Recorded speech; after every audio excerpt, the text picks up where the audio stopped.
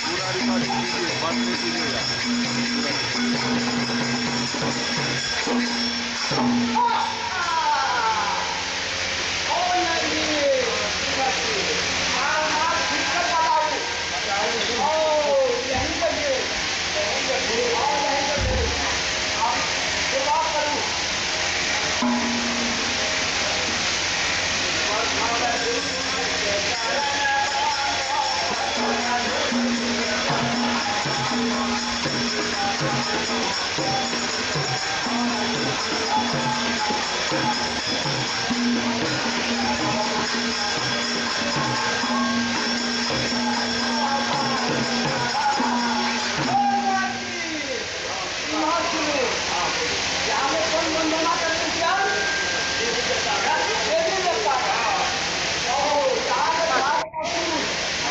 रेणु जी एक बार mic open कीजिए।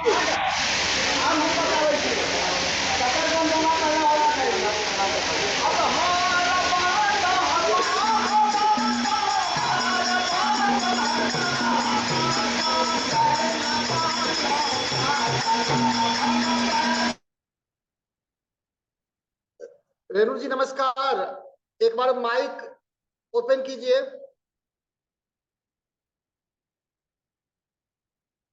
जी नमस्कार, मेरी आवाज जा रही है? आ रही है, आ रही है। आत्माराम सनातन धर्म के इस वर्चुअल मंच पर आपका स्वागत है। बहुत बहुत धन्यवाद धर्म जी, बहुत बहुत शुक्रिया आपका और आत्माराम सनातन कॉलेज के तमाम लोगों को जो जुड़े हुए हैं, तमाम लेक्चरर, प्रोफेसर और कर्मचारीगण, सबों का अभिवादन और मुझे ये जगह देने के लिए आप लोगों का बहुत बहुत शुक्रिया, धन्यवाद। आभार। आप अभी जब तक आप जुड़े उससे पहले हम लोगों ने आपकी जो नई मूवी जैक्सन हॉल्ट जो मैथिली में है उसका ट्रेलर हम लोगों ने देखा, समय का सदुपयोग किया। और शुक्रिया शुक्रिया। क्योंकि यह फिल्म जो है मैथिली भाषा से पार जाकर के भी लोग देख रहे हैं, सराह रहे हैं। और मुझे पूरा विश्वास है कि आने वाले समय में कुछ अच्छा सा आपको इसका फल भी मिलेगा, जिस तरह से आपने इसमें अभिनय किया है। मित्रों, आज के इस सत्र में आप सभी का स्वागत है। हमारे बीच आज मेहमान हैं, मेहमान क्या कहूंगा, घरेलू हैं, मित्र हैं, श्री राम बहादुर रेणु। उनको मैं माइक सौंपूं उससे पहले चंद शब्द उनके बारे में बताना चाहूंगा। आज इस सत्र में हम कोसी क्षेत्र की लोक नाच परंपरा पर श्री राम बहादुर रेणु को सुनेंगे। आपने नाम से अंदाजा तो लगा ही लिया होगा कि रेणु शब्द कहीं ना कहीं से फणीश्वर नाथ रेणु से जुड़ता है। तो बिल्कुल सही आपने सोचा होगा, श्री राम बहादुर रेणु फणीश्वर नाथ रेणु के ही क्षेत्र से आते हैं और उनके इस नाम के पीछे कहीं ना कहीं से उसी रेणु जी की पृष्ठभूमि है, उनका प्रभाव है और उनकी विरासत को आगे ले जाने की जिद है। वर्ष 2000 में नेशनल स्कूल ऑफ ड्रामा से ग्रेजुएट राम बहादुर रेणु अपने गांव कोसलपट्टी, जो कि जिला सुपौल बिहार में आता है, वहां से चलकर इन्होंने मुंबई तक में अपनी पहचान बनाई, अभिनय के झंडे गाड़े। लेकिन अपने गांव जवार की लोक संस्कृति को इन्होंने कभी भुलाया नहीं। या यूं कहें कि अपनी प्रतिबद्धता से कभी समझौता नहीं किया। बिहार के ही एक कवि गोपाल सिंह नेपाली, जो कभी बॉलीवुड में फिल्म में गीत लिखा करते थे, उनकी चंद पंक्ति याद आ रही है मुझे। उन्होंने कहा था, तुम सा दरिया में बह जाता तो मैं भी सत्ता गह लेता, मेरा धन स्वाधीन कलम। तो धारा के विपरीत तैरना, फैसला लेना और बॉलीवुड के चकाचौंध के बावजूद कोसी के पिछड़े हुए अपने गांव को याद रखना एक बड़ी बात होती है। मित्रों, राम बहादुर जी ने एनएसडी और उससे बाहर अनेक नाटकों में यादगार अभिनय किया है। रुक्मिणी हरण, विक्रमोर्वशीयम, औरंगजेब जैसे दर्जनों नाटकों में आपने यादगार काम किया है। अभी कुछ वर्षों से बहुत चर्चित एक नाटक है जिसका मैं जिक्र यहाँ करना चाहूंगा, फिरोज खान निर्देशित मुगले आजम, जो लगभग भारत के प्रमुख देशों शहरों में होते हुए अभी इसका मंचन अमेरिका में हुआ है और रेणु भी उसी टीम से अभी लौटे हैं। इस नाटक में मान सिंह की भूमिका में राम बहादुर रेणु हैं। रेणु श्याम बेनेगल, हनी ईरानी, तिग्मांशु धूलिया, सुधीर मिश्रा, दिलीप शुक्ला, निखिल आडवाणी आदि की फिल्मों में इन्होंने काम किया है। संविधान, सोनपरी, द्वारिकाधीश, साईं बाबा, रात होने को है और सीआईडी जैसी कई धारावाहिकों में भी इन्होंने अपने अभिनय का जलवा बिखेरा है। लेकिन रेणु जी को संतोष मिलता है थिएटर में। नसरुद्दीन शाह, देवेंद्र राजंकुर, जॉन रसेल, राम गोपाल बजाज, रविंद्र दास से मिले ज्ञान को इन्होंने आज भी भुलाया नहीं है। आपने हॉलीवुड की एक फिल्म समवेयर टू नोवेयर में रविंद्र जैन के निर्देशन में काम किया, जो इराक युद्ध पर आधारित, काफी पसंद किया गया था इस फिल्म को। बाद में आपने कुछ भोजपुरी फिल्मों में भी काम किया है, जैसे कि पिया तो से नैना लागे में विलेन का रोल किया। सोनी टीवी पर प्रसारित लोकप्रिय शो सीआईडी में लगभग 2.5 दर्जन अलग अलग किरदार में आप नजर आए थे। इतना ही नहीं, आपने श्याम बेनेगल की फिल्म नेताजी सुभाष चंद्र बोस में सरदार मनप्राण सिंह का रोल किया था और बेनेगल की ही टेलीफिल्म संविधान में महात्मा गांधी के पीए प्यारेलाल का भी अभिनय किया था। अर्जुन, सोनपरी, बीबी जासूस जैसी अनेकों सीरियल आपके नाम हैं। मैंने जैक्सन हॉल्ट की चर्चा की। वैसे तो आप असिस्टेंट प्रोफेसर बनते बनते रह गए थे, नहीं बने तो ये अच्छा हुआ, वरना मैं आज आपसे इंटरव्यू नहीं कर रहा होता, बातचीत नहीं कर रहा होता। तो एनएसडी में पढ़ते हुए ही रेणु अपने मिथिलांचल की एक प्राचीन कला भगत पर शोध काम किया इन्होंने। और आपको बताऊं कि रेणु के पिता मुनेश्वर यादव खुद मिथिलांचल के उसी क्षेत्र के जो लोक नाच भगत है उसके बड़े कलाकार हैं। और यही वजह है कि एनएसडी में रहते हुए इसी भगत पर इन्होंने फेलोशिप की। फिर इन्होंने दीना भद्री पर एक नाटक किया और आज भी उससे जुड़े हुए हैं।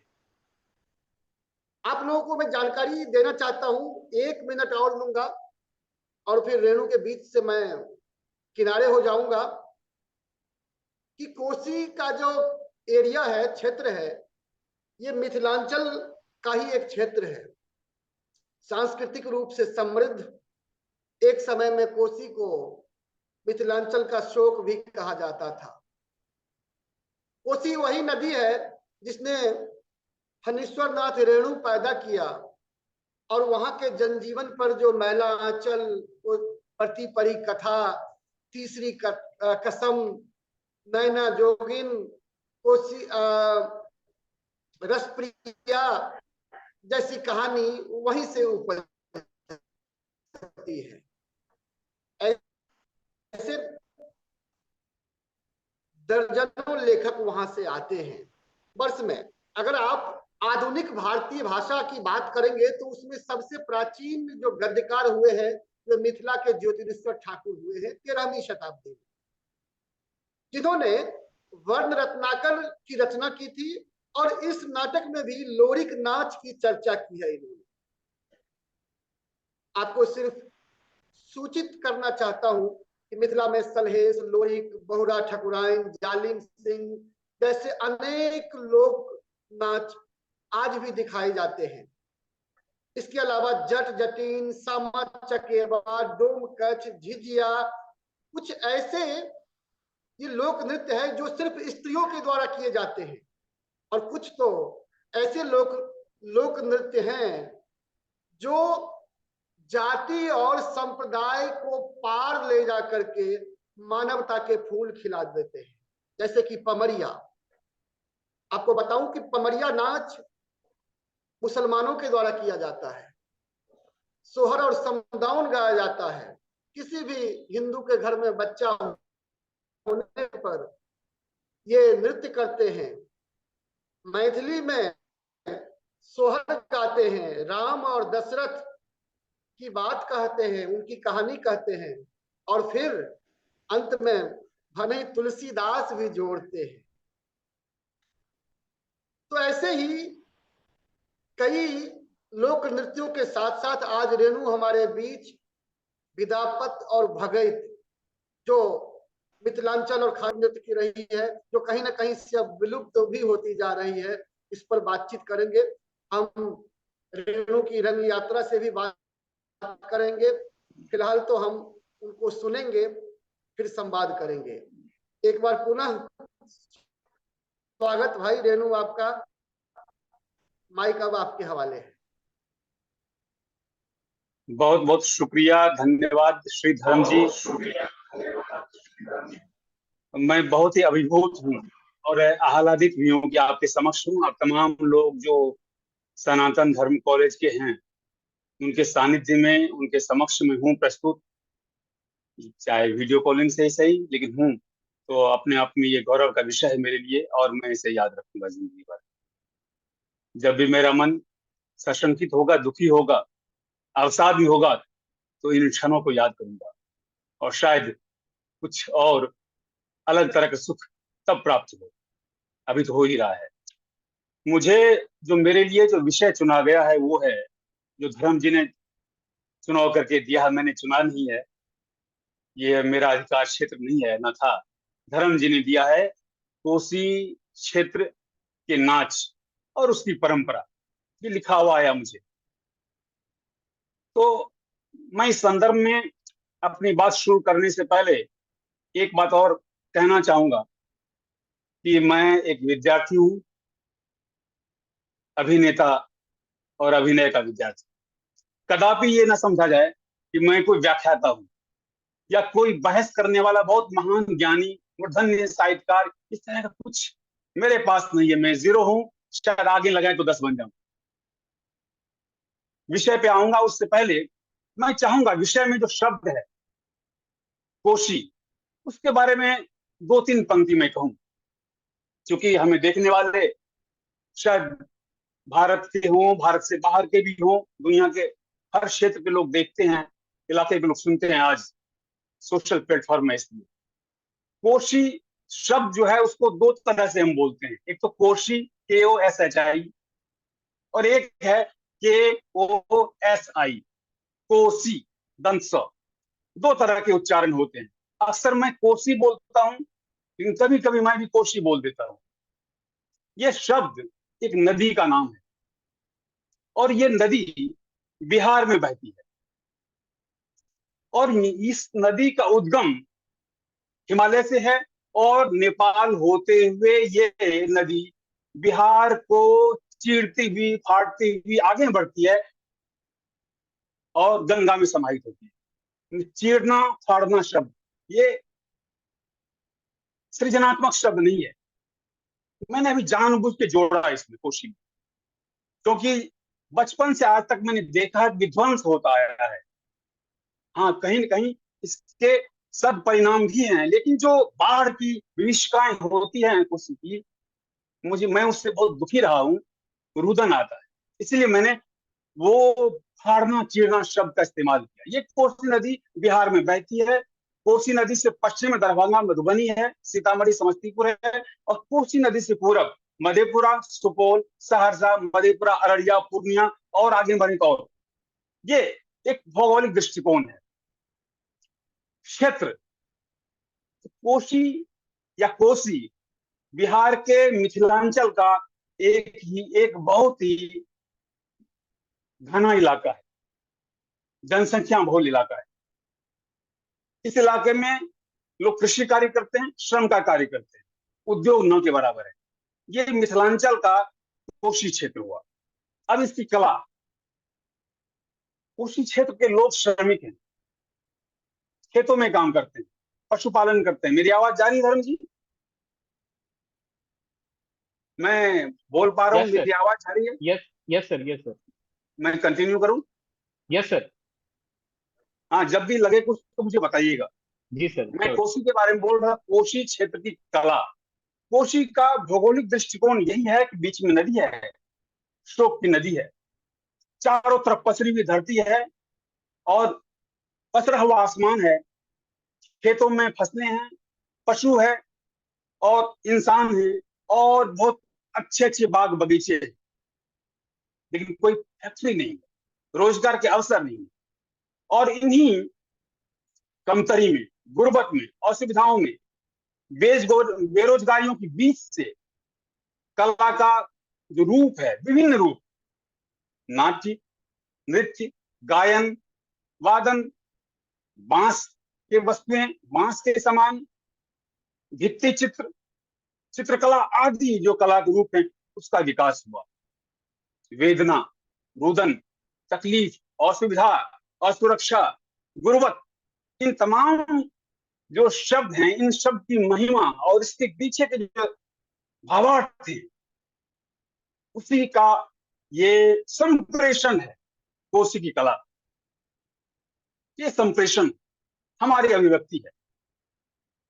डॉक्टर ओम प्रकाश भारती जी ने एक पुस्तक की रचना की है कोसी नदी पे, नदियां गाती है, इस तरह की एक पुस्तक है, मैं भूल रहा हूं कुछ। उसमें तमाम व्यथा, कथा, चित्र है कोसी। तो कोसी क्षेत्र में कला रूप बहुत है, एक नहीं है, बहुत सारे रूप हैं। अब मुझे इस पर बोलना है। कोसी के नाच, और नाच में विदापत नाच और नाच, और साथ ही मैं चाहूंगा यदि मुझे आप लोग अनुमति दें तो मैं गायन शैली भगत पर भी कुछ कहना चाहूंगा। बात बिल्कुल बिल्कुल, भगत पर भी पूरी बात करनी है आपको। मैंने बीच में संदर्भ में कहा, सुनेंगे। जरूर जरूर जरूर। मैंने कहा था पेंटिंग के बारे में दुनिया जानती है, Mithila painting, Madhubani painting. Madhubani painting को मिथिला पेंटिंग कहते हैं। बांस कला, हम दुनिया के लोग परिचित हैं। हमारे मिथिला में और कोसी में डोम जाति के लोग अक्सर, आजकल इस शब्द का उच्चारण करना मुश्किल हो गया, कहीं कोई कुछ और अर्थ न समझ ले, खैर माफी चाहता हूं, लेकिन डोम जाति के लोग बांस से वो दौरी, झकिया, सूप, कोनिया, कोनिया बोलते हैं हम लोग, मिथिला के लोग इस तरह के शब्द का इस्तेमाल करते हैं, शायद बहुत लोग नहीं जानते होंगे। ऐसी चीजें बनती है जिसका उपयोग होता है। और उसमें मूज कला भी है कोसी में। मूज, हमारे खेतों में मूज जैसा एक प्लांट होता है, ग्रीन होता है, उसे सुखाते हैं, येलोइश हो जाता है, और उसके बाद उसका बर्तन बनता है। मोहनी, ढकिया, इतना बड़ा बड़ा कुछ, सीख या अन्य अन्य प्रकार के नाम। देखिए, मैं बोलने के प्रभाव में कुछ भूल भी रहा हूँ, स्मरण भी हो रहा है, लेकिन मैं जानता हूँ याद करूंगा तो आ जाएगा, समय खप जाएगा। आगे बढ़ता हूँ। भित्ति चित्र जो मैं याद कर पा रहा हूँ, मेरी माँ करती थी, मेरी बहन करती थी, दीवालों पे सुंदर। मेरे अब घर बने हैं, ईंट और छड़ सरिया के घर अब बने हैं, तब मेरी दीवार मिट्टी के घर मेरे भी थे। मेरी माँ, मेरी बहन दीवार की पुताई करती थी, बड़ी सुंदर चिकन की मिट्टी, उसको कहते चिकन के मैट चाहिए, चिकन के मैट, चिकनी मिट्टी को चिकन के मैट। तो चिकन के मिट्टी, चिकनी मिट्टी से ही आकार प्रकार, प्लांट्स, पौधे, जीव जंतु बनाए जाते थे। तो भित्ति चित्र कला अपने आप में एक पुष्ट कला है।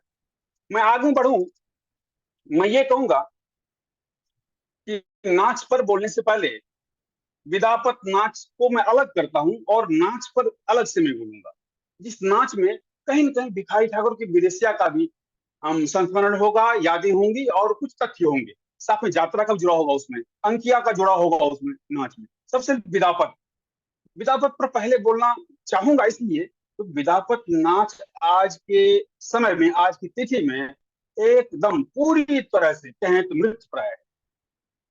अब मेरी बात बहुत लोग नहीं मानेंगे, सहरसा के लोग या हो सकता है सीतामढ़ी के लोग नहीं माने कि आप तो कहीं कहीं है मंडली, लेकिन कहीं कहीं एक आध मंडली होने भर से उसको जीवित मान लेना ये मेरे लिए सुखद नहीं है। मैं इसे मृत मानूंगा। विदापत नाच के बारे में कहता हूँ। पहले नाच, नाच शब्द के बारे में। नाच मतलब डांस, नाच मतलब नृत्य। ये ये साधारण सी बात है और साधारण सा भाव अर्थ है या इसका अर्थ मीनिंग है।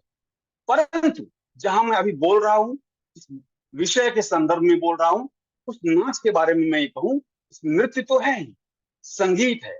संगीत और नृत्य की प्रधानता में कथ्य है।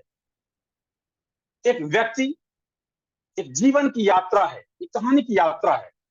यदि इसमें कहानी की, एक व्यक्ति की या एक किसी घटना यात्रा का वर्णन न हो तो इसको हम डांस कह देंगे। लेकिन इस डांस में, इस संगीत में एक जीवन की यात्रा है, इसीलिए इसको हम नाट्य भी कह सकते हैं, लोक नाट्य भी कह सकते हैं। जैसे धर्म जी ने गिनाया आपको, शीत बसंत अल्लाह उदल, वन बनफुल तेल और तमाम जो लोग हैं, लोरिक मुनियार, बैंठा चमार, ये सब नाच के वस्तु मतलब आलेख के विषय हैं। लोक देवता भी कहा जाता है, लोरिक मुनियार, बैंठा चमार को, ऐसे लोगों को कहा जाता है। उस पर नाच खेला जाता है। उनसे पहले विदापत पर मैं कहूंगा कि रत्नेश्वर जी की चर्चा उन्होंने की। रत्नेश्वर जी की जो रचना है उसमें विदापत शब्द का उच्चारण है, मेंशन किया हुआ, उच्चारण नहीं है, उल्लेख है। उसके संदर्भ को लेते हैं तो ये महसूस नहीं होता कि ये विद्यापति जो हमारे महान कवि हुए। मेरी आवाज जा रही है? मेरी आवाज जा यस रही है? यस यस सर, यस आ सर। रही है, आ रही है। तो विद्यापति, हमारे मिथिला के महान कवि विद्यापति, उनकी चर्चा दुनिया में, जग जग में, संसार में है। रत्नाकर जी के द्वारा लिखित जो पांडुलिपियां हैं उसमें विदापत की चर्चा है, परंतु उस विदापत में उस विदापत में शायद विद्यापति, कवि विद्यापति की चर्चा वो नहीं कही जाएगी, क्योंकि उसके बाद की घटना ये। उनके वर्ष का मैं जिक्र नहीं कर पा रहा हूं, मुझे आई थिंक 1760 के आसपास का एरा होगा वो। तो ये विदापत नाच है क्या? विदापत नाच के बारे में एक तरह की भ्रांति ये है या विश्वास ये है कि विद्यापति की जो दोहे, उनके दोहे हैं, कृतियां हैं, उनकी पदावलियां हैं, उनको वंदना के रूप में विदापत नाच में प्रारंभ में गाया जाता है।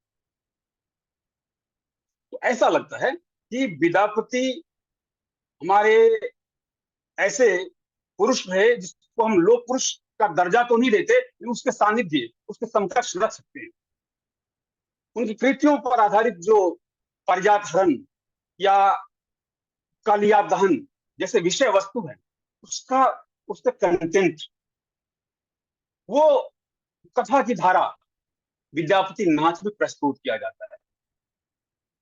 कहने का मतलब ये, कवि विद्यापति की जो रचनाएं हैं, उसकी सारी रचनाओं को तो हम दिखाते नहीं है विद्यापति नाच में, लेकिन बहुत से रचनाओं की पुष्टि वहां होती, दिखाई जाती है। एक समय था विद्यापति की रचनाओं को लिखित, उनकी रचनाओं का लिखित रूप नहीं मिलता था, बहुत पहले की बात है, शताब्दी पहले। तो विद्यापत नाच को मान लिया गया, या हम मानते हैं, मैं तो मानता हूं कि कवि विद्यापति से पूर्णतः प्रभावित नाम है ये। कवि विद्यापति के विषयों को, पदावलियों को, कथ्य को समग्रता से प्रस्तुत किया जाता है, इसलिए विद्यापत नाच कहा जाता है। नाच संगीत भी है उसमें, नृत्य भी है उसमें, और एक कथा वस्तु भी है, राधा कृष्ण की कथा वस्तु, मूलतः राधा कृष्ण की कथा वस्तु। इसलिए वो नाट्य भी है। विदापत नाच मिथिला या कोशी का एक लोक नाट्य, ये आप कहेंगे। इसमें इसकी जो रूपरेखा होती है, इसके पूरे दल और प्रस्तुति की रूपरेखा और गुनावट जो है वो बहुत ही सहज सरल है, बहुत ज्यादा नहीं है। इनका विदापत नाच यदि आप देखें तो आपको कभी न कभी यात्रा की झलकी दिखेगी, कभी न कभी जो नाच होता है शीत वसंत का, आल्हा उदल का, उसकी भी झलकी दिख सकती है। और कभी कभी शास्त्रीय नाट्य जो पहले फ्रांस के जमाने में हुआ करता था, 13वीं शताब्दी में रत्नाकर टाइम में या 9वीं शताब्दी में शाकुंतलम विक्रमोर्वशीयम, उसके भी कुछ तत्व मिल सकते हैं, अंकिया नाट्य के तत्व मिल सकते हैं उसमें। तो ये विदापत नाच में मूलगायन, जोकर और कुछ और सह अभिनेता सह गायक के अलावा और कोई नहीं होता। इसकी मंडली मंच पे किनारे बैठती है और कभी कभी यदि जगह न मिले तो एकदम जहां प्रस्तुतिकरण हो रहा है उसके सामने में बैठ जाती है मंडली, समाजी जिससे बोलते हैं, वाद्य यंत्र बजाते हैं। मृदंग वादक जो होते हैं वो बैठे बैठे रहते हैं और कभी खड़े हो जाते हैं, मंच पर घूमने लगते हैं। विदापत नाच में नाट्य क्रिया भी कह सकते हैं, जैसे जैसे कोई शरीर का जेस्चर बदलता है, पोस्चर बदलता है, मूवमेंट्स आते हैं, तो क्रिया को हम नाट्य से जोड़ देते हैं। तो मृदंग जो बजाते हैं वो नाट्य क्रिया का एक रूप हिस्सा हो जाते हैं। जो विक्ता होता है, एक विक्ता होते हैं, एक मूलगायन होते हैं, एक मृदंग वादक होते हैं। और कृष्ण का रोल वो विक्ता ही करता है। विक्ता का मतलब समझाऊं तो विक्ता मतलब विदूषक, विक्ता मतलब सूत्रधार, विक्ता मतलब नरेटर। जैसे मुगले आजम प्ले में कर रहा हूं, अभी एक नरेटर। विक्रमोर्वशीयम में मैंने राजा पुरूरवा का रोल किया तो वहां भी एक विदूषक था। नाच होता है कोई, उसमें भी होता है जोकर। विदापत नाच में भी एक विक्ता होता है। विक्ता बोले ब लगाएं, विक्ट्री वाला वी लगाएं, विक्ता विक्ता। कहीं कहीं विक्ता बोलते हैं, कहीं विक्ता बोलते हैं। तो सामने देखिए, समानता देखिए। शास्त्रीय नाटक अंकिया में भी है ये, यात्रा में भी है ये, विक्ता, विदूषक, नरेटर, सूत्रधार, सबका एक ही काम है। या नाच में भी है और शास्त्रीय नाट्य जो मैंने किया उसमें भी था, सबके ग्रामर में है, इसमें भी है विक्ता। और ये विक्ता विदूषक जिसको विक्ता कहा जाता है वो कृष्ण का रूप धरते हैं। और कृष्ण का रोल जब आता है कृष्ण बन जाते हैं। जैसे कुछ और प्रसंग जोड़ना होता है, इम्प्रोवाइज करना होता है, समाजियों की तरफ मुखातिब होकर के उपहास भी करते हैं, वो छठा भी कर लेते हैं। और एक मूलगायन होते हैं ऊपर, मूलगायन वही आसपास ही रहते हैं। मूलगायन का मतलब हुआ विदापत नाच के गुरुदेव, विदापत नाच के इंस्ट्रक्टर, उस विदापत नाच के निर्देशक, या उस विदापत नाच के क्या संचालक कह सकते हैं, उस मंडली, उसको मूलगायन कहा जाता है। बहुत बड़ा कार्यभार होता है, अनाउंसमेंट भी करते हैं कभी कभी। तो मूलगायन का बहुत सारा काम होता है। विदापत नाच में मूलगायन समाजी भी होते हैं, निर्देशक भी होते हैं, संचालक भी होते हैं, वो सूत्रधार के सहयोगी भी हो जाते हैं, तमाम जिम्मेदारियां निभाते हैं। विक्ता कृष्ण भी बनते हैं, मुख्य नायक बन जाते हैं, फिर वो विदूषक भी बने जाते हैं, साथ में समाज दर्शक गण की तरफ से बोलने वाला भी बन जाता है वो। तीसरा मृदंग लेकर कभी खड़ा होकर बैठ करके, जैसे मान लीजिए किसी ने युद्ध का पारिजात हरण हो रहा है, इंद्र में और कृष्ण में युद्ध हो रहा है, युद्ध हुआ, मृदंग तो मृदंग वाला करेगा वो एक अतिरिक्त योजन, अतिरिक्त ताव, अतिरिक्त उत्तेजना और अतिरिक्त अर्थ प्रदान करने के लिए मृदंग वाले का योगदान बड़ा रहस्यमय और बड़ा महत्वपूर्ण हो जाता है। अपने आप में विशुद्ध अभिनेता का ख्याल रखता है वो, उसका पदाचाप, उसके हाथ भंगिमाएं, नेक मूवमेंट सब अलग अलग पूरा होता रहता है। विदापत नाच बहुत एनर्जेटिक, ऊर्जा से भरा हुआ मंच होता है वो पूरा। विदापत नाच के बारे में मैं आपको 2-3 पंक्तियां भी सुनाना चाहूंगा, है मेरे पास लिखा हुआ, लेकिन गाना तो आता नहीं, मैं गायक हूं जरूर नहीं। जरूर जरूर। क्षमा कीजिएगा, लेकिन उसको वैसे ही सुनाऊंगा जैसे लिखा हुआ है। कोई बात नहीं। विदापत नाच के बारे में इतना बताऊं क्योंकि ये मृतप्राय है, थोड़ा जानना। आप शुद्धिगण हैं, आप सारे प्रबुद्ध हैं, आप तमाम लोग ज्ञानी हैं, आप लोगों का सानिध्य विदापत नाच को मिलना चाहिए, ये मेरा आग्रह है। विदापत नाच को अक्सर, अब कितना, ये बहुत कम की बात करूंगा, पहले ज्यादा ऐसा होता था कि जो उल्लास का अवसर होता था, उल्लास का अनुष्ठान जो होते थे, उसमें विदापत नाच की मंडलियों को बुलाया जाता था, क्योंकि वो धार्मिक नाट्य था, राधा कृष्ण विषय था, और शुद्ध, पवित्र और सरल सहज भाव से लोग नाट्य करते थे, लोग हर्ष मनाते थे। धार्मिक वातावरण में धार्मिक नाट्य मंडली, वो सब होता रहता था। मैं आपको एक एक और मैं बताना चाहूंगा कि ये जानते हैं, शास्त्रीय नाट्य जो मैंने किया है, ये मेघदूतम किया, विक्रमोर्वशीयम किया, एंड शकुंतलम भी मैंने किया, और बहुत सारे शास्त्रीय नाटक को पढ़ा भी मैंने। मैं आपको बताऊं, उन शास्त्रीय नाटक में एक पाठ और पूर्व रंग आता है। आप सब जानते हो पूर्व रंग नाटक, पूर्व रंग, ये पूर्व रंग की परिकल्पना शास्त्रीय नाटक में जब है तो यहाँ विदापत नाच में भी है। दर्शकों को जमा करने के लिए पहले गायन होता, संगीत होता, मृदंग पे छाप मारे जाते हैं ताकि लोग एकदम दूर सुनाई दे, लाउड स्पीकर में कहीं नहर पे आते हुए, सड़क पे आते हुए, गाछी में आते हुए लोग सुने उस आवाज को, दौड़ के आए, अरे चल चल चल, नाटक शुरू हो गया, विदा पढ़ना शुरू हो गया। तो उन लोगों को बुलाने के लिए एक तरीका है, प्रयास है। और जैसे लोग आ गए, फिर बिठाने के लिए ये मृदंग थाप संगीत होता है, ये हम शास्त्रीय लोग इसे हम बोलते हैं पूर्व रंग। ये पूर्व रंग की घटना भी होती है। तो बड़ी समानता है सारे नाट्य धर्म जो हैं, नाट्य विधाओं में, और इसमें एक तरह की पैनी पैनी समानताएं हैं। मैं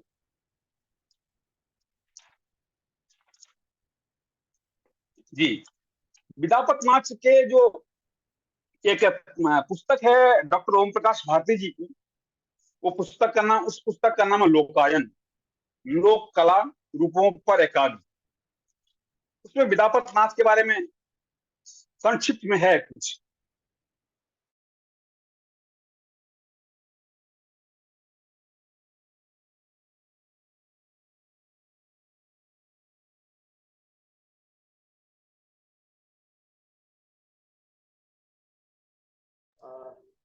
आवाज आ रही है?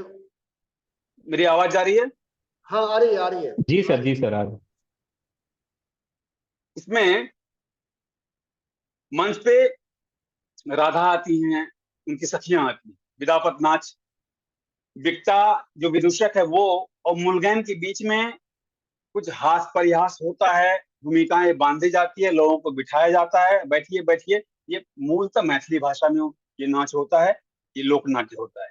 तो मैथिली भाषा में विक्ता एंड मुलगैन बोलते हैं बैठिए बैठिए, और हास परिहास सामाजिक प्रसंगों को उद्धृत करते हुए बातें पहुंचती है, तब तक में नाट्य प्रारंभ हो जाता है। नाट्य प्रारंभ होता है तो मंच पे राधा आती है और उनकी सखियां आ जाती हैं, कुछ करती हैं। तो मुलगैन उनको जो नाट्य व्यापार देते हैं वो करते हुए, कभी फुलवारी में फूल तोड़ती हैं, कभी वो किसी नदी तालाब के किनारे हैं, कभी मटका लेकर, तरह तरह से करते, अलग अलग मुलगैन अलग अलग करवाते हैं।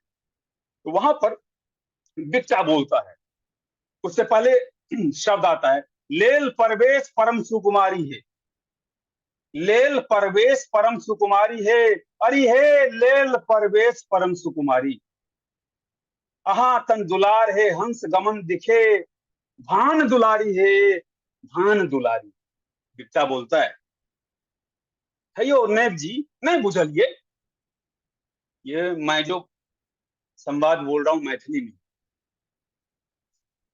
बिट्टा बोलता है यो नैब जी, नहीं बुझलिए। तो मुलगैन कहते हैं, कहल के जे लेल परवेश परम सुकुमारी गे, तन दुलार है हंस गमन दिखे, भान दुलारी। राधा जे छिए ऊ विवाह, राधा जे छिए ऊ विश्वभान के लड़की छिए। बिट्टा पीछे हटता है और स्वीकृति में गर्दन हिलाता है और बोलता, अच्छा विश्वभान के लड़की छिए, तो कहने का ये है कि इस तरह से दर्शकों को पात्र का परिचय देते हुए, गूढ़ अर्थ बताते हुए विदापत नाच प्रारंभ होता है। विदापत नाच के बारे में मैं कहूंगा कि जगदीश चंद्र माथुर जी ने भी अपनी किताब पुस्तकों में इसकी व्याख्या तो नहीं किया, टिप्पणी की है। फणीश्वर नाथ रेणु जी ने एक उनकी रचना है विदापत, इसमें भी इसका जिक्र है। और पूरे मिथिलांचल का भाग छोड़े, कोसी में अभी भी ये विदापत नाच को कम से कम सब लोग जानते हैं। तमाम लोग जहां भी विदापत नाच होता है तो इसके नाच होने में समाजियों के बीच में एक एक बात तो समझ में आ जाती है कि सौहार्द भाव की परिकल्पना जो हम करते हैं, वे लोग परिकल्पना नहीं करते, इस माध्यम से सौहार्द भाव हो जाता है। हम जो शहर के लोग हैं, मैं मुंबई में बैठा हूं, आप दिल्ली में बैठे हैं, और जिनकी चर्चा मैं कर रहा हूं वो कोसी के गांव देहात के धूल धूसरी सड़कों पे अभी बैठे होंगे। मैं उनकी चर्चा कर रहा हूं। मैं और आप सौहार्द, प्रेम, लालित्य, सद्भाव की कल्पना करते हैं, चेष्टा करते हैं। वे चेष्टा नहीं करते, वे करते हैं। और विदापत नाच वे करते हैं। प्रदर्शनकारी कला होने के बावजूद भी वो उनको एक धार्मिक रूप के रूप में मनाते हैं, पूजा के रूप में ढालते हैं, वो करते हैं। ये अलग मामला है। श्रमिक वर्ग है, उनके पास जीवन जीने के और साधन नहीं है, विदापत नाच करते हैं, कुछ धनराशि मिलती है और खाने के लिए कुछ एक संध्या भोज्य पदार्थ मिल जाते हैं, वे भी खुश होते हैं। गरीबी है, गुर्बत है, ये कहीं न कहीं सोचने का, विचारने का विषय तो है।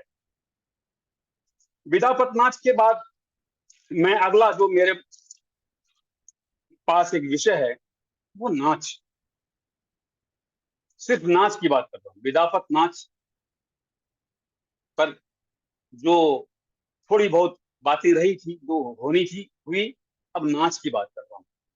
नाच के बारे में पहले ही बताया मैंने आपको। नाच एक शब्द ऐसा है जिसको हम डांस कहते हैं, नृत्य कहते हैं, और हम लोग शब्द है ये नाच। विशुद्ध हिंदी में कहें नृत्य कहें, और हिंदी या शास्त्रीयता में जाएंगे, कथक में नृत्य होता है, नृत्य एंड नृत्य, नृ तत्व संयुक्त, नृत्य, और दूसरा नृत्य, तो यह संयुक्त नृत्य। तो नृत्य, नृत्य ये कथक नृत्य में आता है या शास्त्रीयता में। बट लोक रूपों में देखेंगे नाच आता है, मिथिला में नाच है। और नाच का मतलब अधिकतर ये होता है कि उसमें गायन है, वादन है, और एक कथा की यात्रा भी, संगीतमय प्रस्तुति। आज मुगल आजम प्ले दुनिया भर में हमने किया है और करने जाएंगे। 100 दिन मैं अमेरिका में रह के आया हूँ, आनंद खूब आया, लोगों ने बहुत सराहा है। उस नाटक को भी लोग म्यूजिकल प्ले कहते, म्यूजिकल प्ले, संगीत से भरा पूरा नाटक। तो ये नाच जो है संगीत से भरा पूरा नाटक है, संगीत से पुष्ट है। संगीत में आता क्या? संगीत में नृत्य है, गीत है, संगीत तो वाद्य तो है ही, नाट्य, चारों चीज संगीत में चारों है। वहां की नाच की उत्पत्ति हुई कैसे? मिथिला के कोसी में, मिथिला के कोसी में नाच की उत्पत्ति कहीं न कहीं उसके बेस में आस्था, विश्वास और धर्म के आधार पर। आज की कथा नहीं है ये बहुत पुरानी कथा है। नाच की यात्रा बहुत पुरानी है, आपको बहुत पीछे जाना पड़ेगा। साक्ष्य मिलने शुरू हुए 400-500 साल से, उससे पहले भी हो सकता है नाच की यात्रा, नाच करने की यात्रा। भारत के नाट्य शास्त्र में नाटक का जिक्र है, नाटक के उद्गम, उद्भव का जिक्र है। पाषाण काल से पहले की बात की जाती है, जब लोग बोलना भी नहीं जानते थे, शिकार करने जाते थे, आते थे, और कैसे उसने शिकार किया वो अपने परिजनों को बताते थे, नाट्य करके बताते थे। उसको प्रारंभ माना जाता है। मैं ये मानूंगा कोसी में एक वक्त था जब पशुपालन के सिवा और कोई काम ही नहीं था। सुपौल, सहरसा, मधेपुरा, अररिया, जो कोसी का पूर्वी भाग है, कोसी नदी का पूर्वी भाग है, इसे हम कोसी क्षेत्र कहते हैं। कोसी नदी का पूर्वी भाग का 4-5 जिला कोसी क्षेत्र कहलाता है। और इस क्षेत्र में जमीन जो थी ना, वो बलुआही मिट्टी थी। उस मिट्टी में बालू के अंश ज्यादा थे, तो उसमें धान गेहूं नहीं होता था। आज से 40 साल 50 साल पहले की बात करो, 50-55 साल पहले की बात कर रहा हूँ। धान न गेहूं न इस तरह के कुछ, सूर्यमुखी के सरसों कुछ नहीं, दाल मसूर मूंग कोई दाल नहीं, कुछ नहीं होता। क्या था उसमें? सिर्फ अलवा। अलवा को अंग्रेजी में क्या जहाँ कहते हैं आप एक दूसरे को बता दीजिएगा, मैं नहीं जानता हूँ। अलवा होता था, शकरकंद नहीं, अलवा। और वहां के लोग पशुपालन करते थे, दूध दूहते थे। 1 किलो दूध में 5 आधा किलो अलवा डालते थे, एकदम मसल के खा लेते। और खाने के बाद मस्ती के लिए क्या करेंगे वो? अपने आस पास के वीर लोग जो थे, या उनके नेता जो होंगे, जो उनके लिए समाज परोपकारी कल्याणकारी कार्य किया, उनकी रक्षा की, उसकी चर्चा करते थे, गायन करते थे। और ये जो वीर लोरिक है या आल्हा उदल है, लोरिक में यार बैंखा चमार है, शीत वसंत है, ये सब नाच है, नाच के रूप है, नाच के प्रकार है। तो जो पिछड़े लोग हैं, जो दलित लोग हैं, जो श्रमिक लोग हैं, जिनकी तमाम उपेक्षाएं हुई है, जी भर भर के उपेक्षा हुई है, आज भी उपेक्षा होती है। मैं इस पर एक बात और कहूं, लोक शब्द जो है अपने आप में उपेक्षित। लोक मतलब क्या? गंवार। लोक मतलब क्या? अनपढ़, मूर्ख, गया गुजरा, कुसंस्कार से भरा हुआ इंसान, समाज, लोक कहते हैं। ये पूरा पूरा भ्रम है, ये दोहरा चरित्र है समाज का, जो इस तरह का अर्थ निकाल के देते हैं लोक के लिए। लोक मतलब क्या होता है? परलोक कैसे बोलते हैं आप? परलोक मतलब पृथ्वी से बाहर का लोक, पृथ्वी से बाहर की दुनिया। और अंग्रेजी में FOL के साम्य, इसका मतलब जनसाधारण। जर्मन में है वोल्क। जर्मन में सबका अर्थ ही है सहजता, सरलता, साधारण जनजीवन से जुड़ा हुआ समाज, उसको हम लोक कहते हैं। ये कहना कहीं न कहीं उचित भी है, लेकिन जहां गंवारू कहेंगे, गंवार कहेंगे, जहां उपेक्षित कर देंगे, उसे दरकिनार कर देंगे, तो ये तो इतना बड़ा अपराध तो हत्या भी नहीं है। क्योंकि जैसे ही आपने गंवारू बोला, एक पूरे पूरे समाज को गड्ढे में डाल दिया। नरसंहार जैसा है ये अपराध। ऐसा नहीं करना चाहिए हमें। आपको, हम तमाम जो प्रबुद्ध लोग कहते हैं, कहलाते हैं, कहने का गौरव प्राप्त करते हैं, इससे बचना चाहिए। लोक शब्द की महिमा है, लोक शब्द की बड़ी महिमा। लोक रूप जहां बचा है, वहां सानिध्य, सौहार्द, प्यार, लालित्य, सद्भाव बहुत ज्यादा बचा हुआ है। लोक मतलब सहजता, सरलता, और उसी सरलता, सहजता, लालित्य, प्रेम, उद्गार और मनोरंजन का परिष्कृत ये मामला है, कला है, जिसको हम नाच भी कहते हैं। आप जब नाच देखेंगे तो वो कोई बना बनाया मंच नहीं होता है। ऐसा मंच नहीं कि एसी लगा हुआ है, बैठने के गद्देदार कुर्सियां नहीं होती है, दरवाजे एकदम बहुत सुंदर मेटेलिक नहीं होता है, ऐसे निकलो पर्दे झमाझम पर्दे हैं और लाइट चमचम नहीं होता है, चौकी जोड़ते हैं लोग। मन नाच होता कैसे है गांव में? नाच की तरह तरह की मंडलियां होती है, उसमें 12 13 25 15 लोग होते हैं, उसमें भी विदूषक होता है, मुलगैन होता है, उसमें भी गायक होते हैं, उसमें भी नर्तक होते हैं, अभिनेता होते हैं। चौकी जोड़ा जाता है, ऐसी चौकी जोड़ दिया गया, ऐसे रस्सी से बांध दी जाती है, और उसका आकार प्रकार जो भी हो, उसके जो डायरेक्टर होते हैं जितना दो मिला दो पर भी कर देते हैं। हाँ, दो एक से ज्यादा चौकी होनी चाहिए। चौकी मतलब जिस पर हम सोते हैं उसको मैं चौकी बोल रहा हूँ। उसमें यदि आगे से ऐसा लगा रहे तो पलंग बोल देंगे आप, सर की तरफ से कुछ बढ़ा हुआ वुडन वर्क है तो पलंग बोलेंगे, वो नहीं है चौकी बोलते हैं। उस पर चढ़ के दड़ी बिछाई जाती है, स्पीकर स्टैंड रखा जाता है, माइक रखा जाता है, स्पीकर टांगा जाता है, और 2 4 बल्ब जलाए जाते हैं। आज भी, आज हर अधिकतर गांव में रोशनी आ चुकी है, बिजली आ चुकी है। वो गैस लाइट वाली दुनिया अब नहीं रही बिहार में। और कलाकार उस पर आते हैं, वही वंदना फिर से, गणेश वंदना फिर से। और यहाँ पर भी आपको शास्त्रीय नाट्य का, जात्रा का, अंकिया का, विदापत नाच का, तमाम तरह के तत्व का मिलान यहाँ मिल जाएगा, साम्य मिल जाएगा कि यहाँ पर वंदना है, यहाँ पर समाजी है, यहाँ पर संगीत है। और इसमें स्त्रियों की भूमिका पुरुष ही करते हैं। विदापत नाच में भी ऐसा होता है, इसमें भी ऐसा होता है।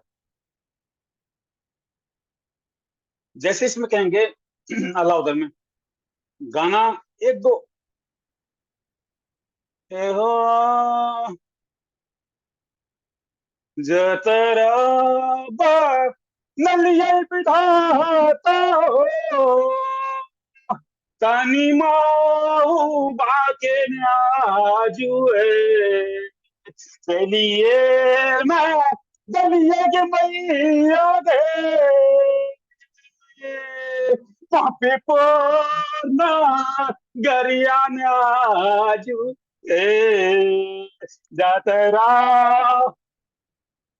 इस तरह का इतना ओज तेज से भरा हुआ होता है कि आप जो दर्शक होंगे, आपकी धड़कन भी बढ़ जाएगी, आपका रक्त संचार बढ़ जाएगा, ध्वनि में वो शक्ति होती है, कलाकारों के अभिव्यक्ति के संप्रेषण में वो तेज होता है, आप अभिभूत हो जाए। कभी नाच देखिए, साम्य, समानता। पारसी रंगमंच आपने देखा होगा, क्योंकि पारसी रंगमंच को लोग शहरों का नाट्य मानते हैं। मैंने पारसी रंगमंच किया है, क्योंकि राष्ट्रीय नाट्य विद्यालय से प्रशिक्षित हूँ, तो हर तरह के रंगमंच को देखा है, समझा है, किया है। पारसी रंगमंच मैंने भी किया है। लार्जर देन लाइफ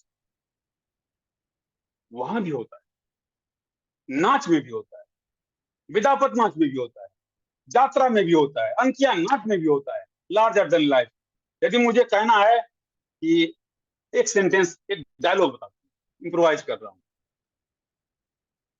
मुझे तुम्हें मारने के लिए सोचना नहीं पड़ेगा, नाचने के लिए।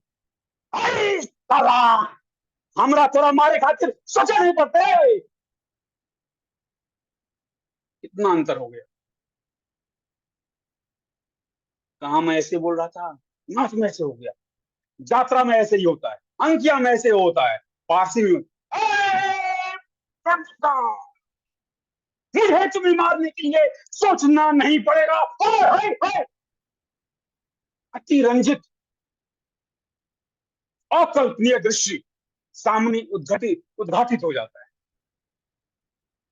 आप स्वीकार करते हैं, आप एक्सेप्ट करते हैं, क्योंकि आप सोच के जाते हैं कि आपको पारसी रंगमंच देखना है, आपको विदापत देखना है, आपको नाच देखना है।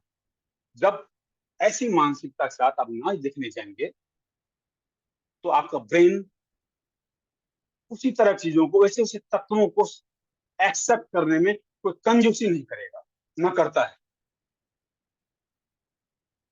गाना, नाच की परिकल्पना में गाने ही गाने रहते। छोटा सीन हुआ, छोटा सा कोई सीन हुआ, दो इंसान आया, मिला, बातें किया, चला, गाना चालू हो गया। कुएं के पास पहुंचा, पानी पिया, घोड़े पे बैठा, गाना चालू हो गया। तो बात बात पे गाना, बात बात पे गीत, बात बात पे संगीत, बात बात पे ढोलक का बजना, हारमोनियम बजना, डुगडुगी का बजना, झाल का बजना, बात बात पे। आप मुग्ध रहेंगे। नाच का खेला रात भर चलता है। ये पूरे मिथिला की बात कर रहा हूँ, कोसी की बात कर रहा हूँ। रात भर होता रहेगा, होता रहेगा, होता रहेगा। आप देखते रहेंगे, देखते रहेंगे, वो उसमें भीगते रहेंगे। आपके देह पे ओस की बूंदे भी आ रही है, आप बैठे हुए भी हैं, बीड़ी भी फूक रहा है, कोई कोई पानी भी खा रहा है, बैठे हुए। ऑडिटोरियम की तरह नहीं, शहर की तरह नहीं कि 2 घंटे ज्यादा का नाटक हुआ, आपने अपना मोबाइल निकाला, ऑन किया, बाहर निकल गए, चाय पी लिया और चले गए घर की ओर। अरे बहुत लंबा नाटक है, पका है, लंबा नाटक है ना। वहां नहीं, वो तो बैठे हुए हैं। तो इस नाच में एक और यदि संदर्भ जोड़ दूं तो शायद ये मेरा अपना है, क्योंकि मैंने इस पर लिखा भी है। भिखारी ठाकुर महान प्रणेता लोकनाट्य के, उन्हें सादर नमन। उनकी एक रचना है विदेशिया। वे सच में रोजी रोटी कमाने के लिए पश्चिम बंगाल की उन्होंने यात्रा की थी, खड़गपुर या कहीं कहीं कहीं और कोलकाता, तो जगह जाकर के उन्होंने नौकरी की और वहां पर यात्रा नाट्य देखा, कैसे लोग अपमानित होते हैं, कैसी कैसी महिलाएं, पुरुष, कैसे बेरोजगार लोग हैं बिहार से कितने लोग पलायन करके जाते हैं। सारे दुख दर्द को उन्होंने देखा, झेला था। फिर आकर के अपनी नाट्य मंडली बनाई थी। नाटक क्या था? विदेशिया। विदेशिया नाटक में वही है, विदेशी जाता है कोलकाता कमाने के लिए, वहां एक किसी और स्त्री से फंस जाता है, लौट नहीं पाता है, और गांव में उसकी नवविवाहिता रुदन करती है, रोती है उससे नाच में। लेकिन वो विदेशिया का शिल्प बन जो है वो नाच का। विदेशिया एक नाच का नाम है। विदेशिया इतना प्रसिद्ध हुआ कि भिखारी ठाकुर के तमाम नाच को विदेशिया कहा जाने लगा।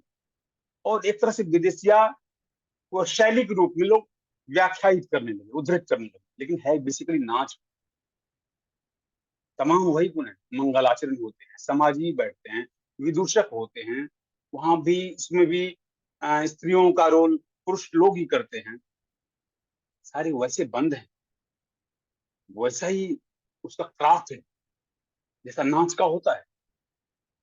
फिर रिपीट करता हूँ, चूंकि विदेशिया प्रसिद्ध हो गया बहुत ज्यादा, उसमें ऐसे तत्व हैं, सामाजिक प्रासंगिक तथ्य हैं कि उसे, और संगीत इतने दिल को छूने वाले हैं कि आपने उसके बहुत ज्यादा उसको प्रश्रय दिया और उसे विदेशिया को एक शैली के रूप में स्वीकार कर लिया। उनका एक गाना है जब हीरो नायक शादी के बाद कोलकाता जा रहा है कमाने के लिए, तो पत्नी नहीं मानती है, तो नहीं नहीं है, तो वो उसको मनाता है, प्रेम देता है, और प्रेम देता नहीं है, उसे सम्मान देता है। और वो जो करता है उसे कहते हैं स्त्री को सम्मान देना, स्त्री का आदर करना। हमारे समाज में ये रहा है। हम यदि देवी मानते हैं, स्त्री को देवी मानते हैं, देवी की पूजा करते हैं, तो पत्नी को भी उतना ही सम्मान देते हैं। यदि नहीं देते हैं, देना चाहिए। तो नायक बोलता है अपनी पत्नी से, प्यारी दिसतनी देखद हमी के, प्यारी दिसतनी देखद हमीके जात आबत में जात आबत में देरी न लागी जात आबत में देरी न लागी जैसे घोड़ा के रेस प्यारी दिसतनी देखद हमी के बल बुद्धि से रोज कमायब बल बुद्धि से रोज कमायब नगद माल हर में प्यारी दिसतनी देखद हमी के प्यारी दिसतनी देखद हमी के। ये गीत है, स्त्री के प्रति सम्मान है, प्यार है, मनोहार है, वो चला जाता है। बिल्कुल, इस पर बात कर रहे थे। सॉरी, मैं बीच में एक चीज और ध्यान दिलाना चाहता हूँ कि धुन जो है, लोक लोक नाच में जो लोक धुन है, अभी जब ये आप गा रहे थे तो मुझे वो याद आ रहा था जो अपने यहाँ एक सलहेस में है या किस नाटक में, सुन सुन बहिना तोरे कहै छी दिल के बात कहल नहीं जाइए बिना कहल रहल नहीं जाइए ऐसे कडलिया माथा पर। मतलब ये धुन जो है ना, पागल कर देने वाला धुन होता है।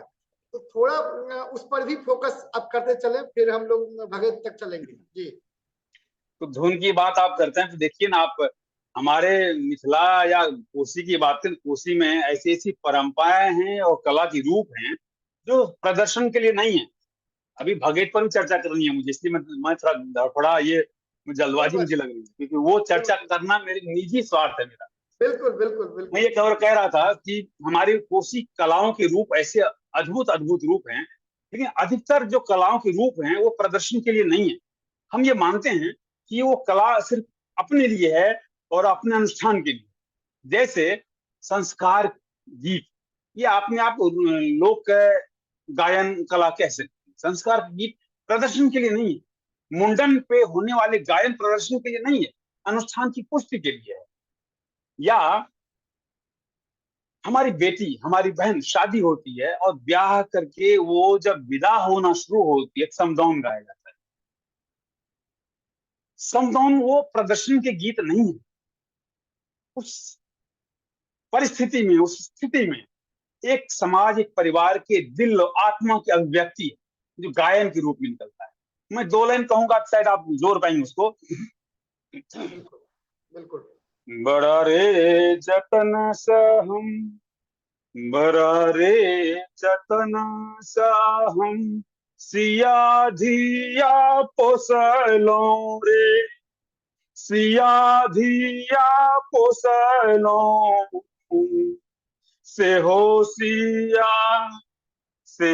सिया राम लेने जाए, से हो सिया राम लेने जाए। आगू आगू रामचंद्र पाछू पाछू टोलिया, पाछू पाछू टोलिया, तही पाछू लक्ष्मण है भाई, तही पाछू लक्ष्मण है भाई। ये समदाउन है, ये रुदन नहीं है, ये प्रदर्शन नहीं है, ये दिल में जो अंता घटित हो रहा है, ये उसी का गायन स्वरूप है। मैं कहना ये चाहूंगा कि कोशी क्षेत्र का वादन, नर्तन, गायन और नाट्य ज्यादातर जो है, नाट्य को तो प्रदर्शनकारी हम मानते हैं, प्रदर्शन के लिए है, लेकिन अधिकतर गायन को देखेंगे तो वो सिर्फ आत्म के लिए है या अनुष्ठान की पुष्टि के लिए है। जाता जब मेरी माए जाता में ये पीसती हैं गेहूं को, तो गाना गा, जब सार बोलते हैं उसको। अब पीसती है तो दूसरों को सुनाने के लिए थोड़े पीसती हैं, वो गाती हैं, वो अपने लिए करती हैं। वो जाता पीस भी रही है, आटा पीस भी रही है, गा भी रही है। पी रही हैं। वही आंगन में जट जटिन हमारी बहन, हमारी माँ, हमारी भौजियां खेलती हैं जट जटिन, और वो चांदनी की रात होती है और एक दल बनता है स्त्रियों का, एक दल बनता है पुरुषों का। हमारी माँ, हमारी बहन फुल पैंट, हमारा आपका अपने बेटे का फुल पैंट पहन लेंगी, शर्ट पहन लेंगी। रात में जब पुरुष लोग सो जाते हैं तब की बात कर रहा हूँ, ये मैंने देखा है चुपके से बचपन में, इसलिए मैं कह रहा हूँ। मेरे भैया का वो धोती, मेरे पिताजी की धोती, मेरे भैया फुल पैंट पहन के और टोपी पहन के लाठी लेकर के दरोगा बनती थी। कोई कुछ बन रही है, कोई कुछ बन रही है, दो ग्रुप बन के, एक महिला ग्रुप है, एक पुरुष ग्रुप है। ये नटी को चिढ़ा रहे हैं और नटी उधर से आकर के एकदम दौड़ दौड़ के ऐसे ऐसे करके चिढ़ा रही है, इसको चिढ़ा रही है। तो जट जटिन का ये प्रारूप, ये प्रदर्शन के लिए नहीं था। प्रदर्शन के लिए होता तो वहां दर्शक होते खचाखच, अब होने लगा है। उस रूपों को हम दुनिया में और लोग जाने, पता चले, उसी के कला रूपों में से एक ये रूप है, इसलिए हम वहां तक पहुंचा रहे हैं। ये मूलतः ये प्रदर्शन के लिए नहीं था। उसी तरह से एक और है सामा चकेवा, ये पूजन विधि है। ये हमारी दिवाली के आसपास हमारी माँ बहनें वो बनाती हैं, मिट्टी का बनाती हैं, फिर उसके कुछ दिन बाद जाते खेतों में जाकर के वो चुगला को लात से मर्दन करती हैं। उसमें एक गायन भी होता है, कौन है भैया जयता गंगा रे जमुना की, कौन है भैया लोता चिकनी माची गे माई, कौन है भैया लोता चिकनी माची गे माई। उत्तर देता है, बड़का भैया जयता गंगा रे जमुना, बड़का भैया जयता गंगा रे जमुना की, छोटका भैया टरम टरम टम, छोटका भैया लोता चिकनी माटी गे माई, छोटका भैया लोता चिकनी माटी गे माई। कौन भोजी गढ़ती समारे चकेवा, कौन भोजी गढ़ती समारे चकेवा की, कौन भोजी टम टम टम, कौन भोजी समा चकवा खेलती गे माई। उत्तर आता उधर से, बड़की भोजी गढ़ती समारे चकेवा, बड़की भोजी गढ़ती समारे चकेवा की, छोटकी भोजी करम तरम तम, छोटकी भोजी सामा चकवा खेलती गे माई, छोटकी भोजी सामा चकवा खेलती गे माई। अंत में है शानदार शानदार। बहुत ही, ये सामा चकेवा है, इसमें गीत है, प्रदर्शन दूसरों के लिए नहीं था, लेकिन हमने ये अपनी कला को प्रचार प्रसार देने के लिए, बताने के लिए, हमारी अभिव्यक्ति ऐसी भी है, इसलिए समाज में इसका प्रदर्शन किया। नाच के बारे में मैंने कहा कि नाच की स्थिति भी विदापद नाच की तरह है। मैं दो लाइन कहना चाहूंगा नाच के बारे में, बहुत इस समय तो मैं घड़ी मेरे पास है, मैं बार बार देख रहा हूँ उसको, भगेट के लिए समय बचाना चाहता हूँ मैं। हाँ हाँ बिल्कुल बिल्कुल भगेट नाच तो नाच नाच की विलुप्त होने की प्रक्रियाएं बहुत तेजी से बढ़ रही है, विदापद नाच की तरह। तो ये मेरा भी धर्म है, धर्म जी आपका भी है, और जितने प्रबुद्ध बिल्कुल हिंदुस्तान के लोग चाहे किसी भी भाषा के हों, वो सुन रहे हैं, उनका सानिध्य, उनका स्नेह और वो उनका जो समर्थन है मिलना चाहिए ऐसे लोक कलाओं को, जो आगे और पनपे और आगे बढ़े। बस मैं एक सेकंड एक चीज जोड़ना चाहूंगा रेणु भाई, कि रेणु ने इसी चिंता के साथ रसप्रिया कहानी लिखी थी, जिसमें वो पचकौड़ी मृदंगिया उस अपरूप रूप उस लड़के की खोज में है, जो उसके जो विदापत नाच की टीम में आ सके। अभी परसों हमने राकेश जी को जोड़ा था लौंडा नाच को लेकर के, तो अभी धीरे धीरे लुप्त हो रही है।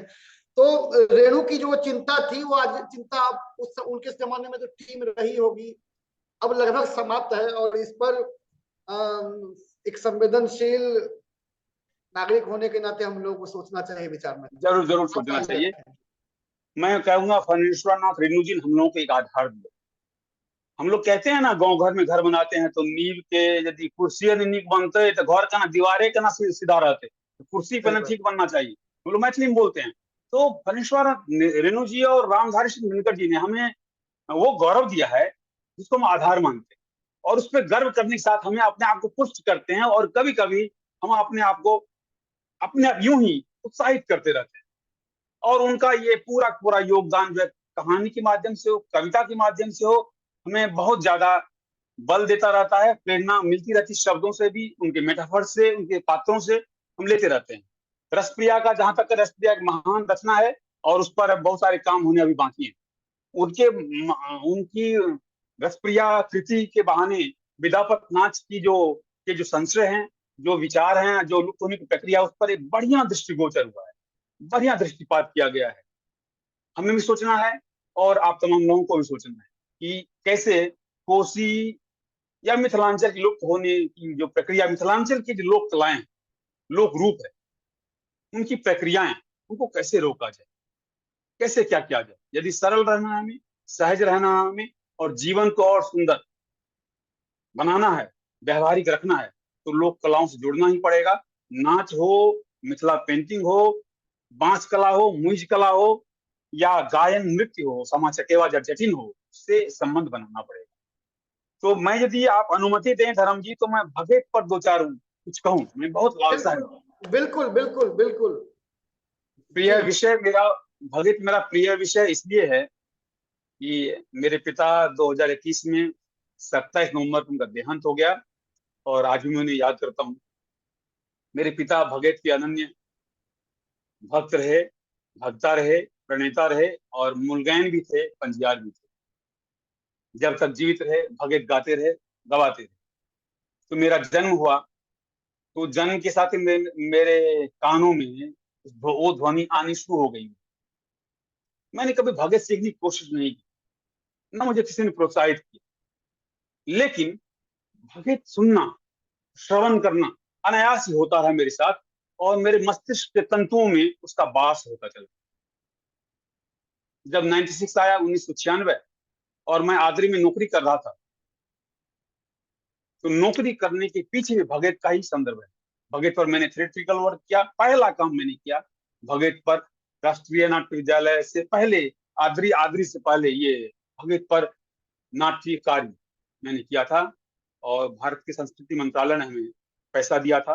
उनका शुक्रगुजार हूँ, अभी भी धन्यवाद बोलता हूँ भारत सरकार को बोलता हूँ। पहला नाट्य मैंने प्रस्तुत किया था मधेपुरा, बिहार में, दीना भद्री पर, भगत के लोक देवता है। इससे पहले कभी भी भगत पर लोक मतलब नाट्य व्यापार नहीं हुआ था, नाट्य कार्य नहीं हुआ था, कोई शोध नहीं हुआ था, कोई चर्चा इस तरह से नहीं हुई। आपको सुनकर आश्चर्य होगा कि मधेपुरा में आमंत्रण पत्र देने जा रहा था मैं। बहुत बड़े विद्वान, साहित्यकार, कुलपति थे उस वक्त किसी कॉलेज के, उनको तो जब देने जा रहा था, मैंने फोन उठाया एक बूथ पे, तो फोन पे उसको इनविटेशन कार्ड नीचे रख दिया, उस पर उस व्यक्ति का, माननीय है, अब वो स्वर्गीय हो चुके हैं, नाम लिखा था, और मैं फोन करने लगा बूथ पर। तो उन्होंने फोन करने के बाद वो बोलते हैं कि आप इनके पास जा रहे हैं इन्विटेशन देने के लिए। हाँ, अरे उनको देना जरूरी है, वो तो आए हमारे कार्यक्रम में, तो हमारा भाग्य। जाने छा की बोले रतरा बारा में, करे पटना से आया है एक, लो आगे बढ़ रहा है, ये भगत करके पीछे ले जा रहा है, सब समाज को पीछे धकेल रहा है। मतलब के कहने का मतलब था कि मैं समाज को पीछे धकेल रहा हूँ। भगत पर नाट्य कार्य किया, भगत पर यदि मैंने वर्कशॉप किया है, तो समाज को पीछे धकेलने का जो ये कुकर्म है, मैंने किया। और ये सुनकर मुझे बहुत क्षोभ हुआ। मैं उनको निमंत्रण नहीं दिया। मैं भगत के बारे में कहना इसलिए उचित समझा, भगत इतना उपेक्षित है आज, उसको एक खास वर्ग के लोग मानते हैं कि ये सिर्फ और सिर्फ यादव की लोक कला है। इससे भी बहुत आपत्ति है मुझे। मैंने शोध किया इस पर। माली की अंदुमाली, डोम जाति की हरिया डोम, एक किसी और छोटी जाति के ज्योति बाबा पनियार, यादव की अंधु कारू खिरेर, मुसलमान की मीरा साहब, दीना भद्री मुसहर जाति की दीना भद्री, तमाम लोग हैं अलग अलग जातियों के, जिनको हम लोक देवता कहते हैं, हम अपना आराध्य मानते हैं।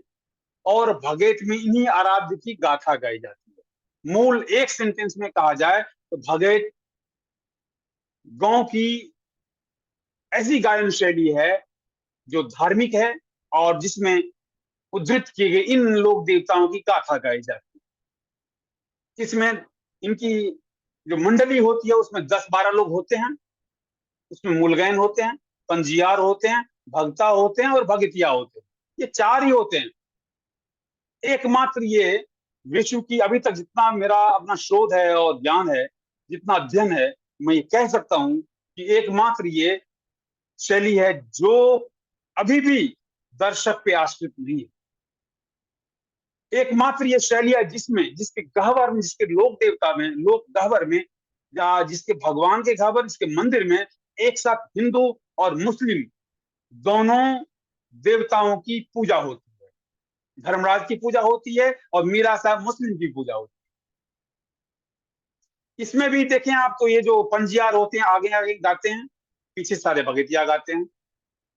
मूलगैन इसके गुरुदेव होते हैं, संचालक होते हैं। और लोक देवताओं की गाथा जब गाई जा रही होती है तो भक्ता के देह में उस देव का प्रवेश माना जाता है। देह कंपित होने लगता है, थरथराने लगता है, ऐसे हाथ ऊपर करके ऐसे ऐसे करके वो सूचना देता है कि मैं कारू बाबा। मैं अभी नाट्य नहीं कर सकता क्योंकि मैं तो विश्वास करता हूं कि वो नाट्य नहीं है। मैं अभिनय करके बता नहीं सकता, मुझे अपने आप में लगेगा मैंने कुछ गलत कर दिया, नहीं तो मैं करके दिखाता हूं।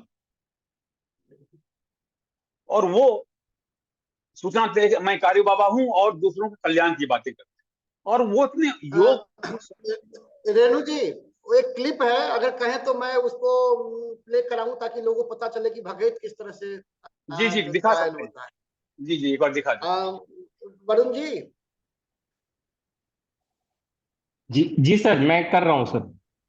हाँ हाँ हाँ, वो क्लिप दिखाएं तो फिर उसके बाद बात आगे बढ़े। भगत का क्षेत्र सिर्फ अपना कोसी ही नहीं है। कोसी नदी से पश्चिम जो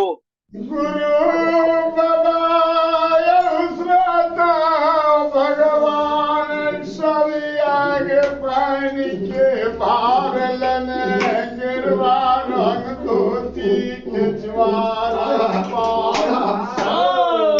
मुखार बिंद में तुरी हृदय में धर्म राज विराज करे हो।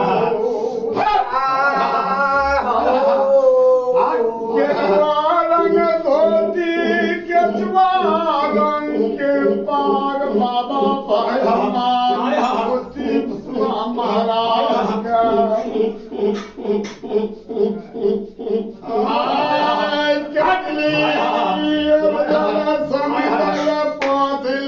का चैया राजा के दुआरी ले क्या दूर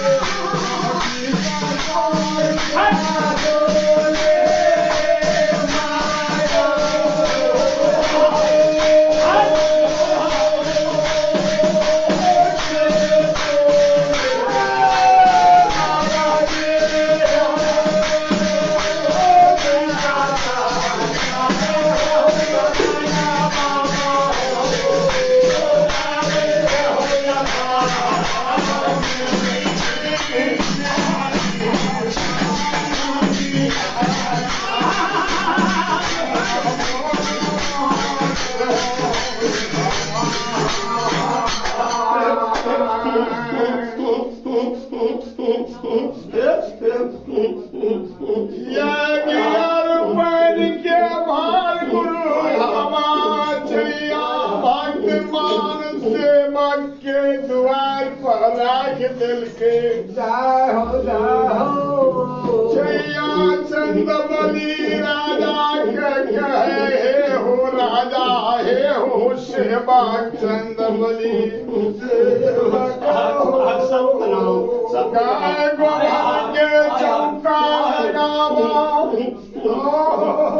आई अछवीत में दौल हकार दो खसी गहवर सुसार करवा पाँचो ललनमा बेटा के जिया देवो चैया राजा गए हो गुरु महाराज जय दिन से तू हमरा दुआर से चल गलो केदली आग डाल दल के पाइन डाल दल के बेटी खेतिया रे कोई दुआर पर नहीं आवे छे क्या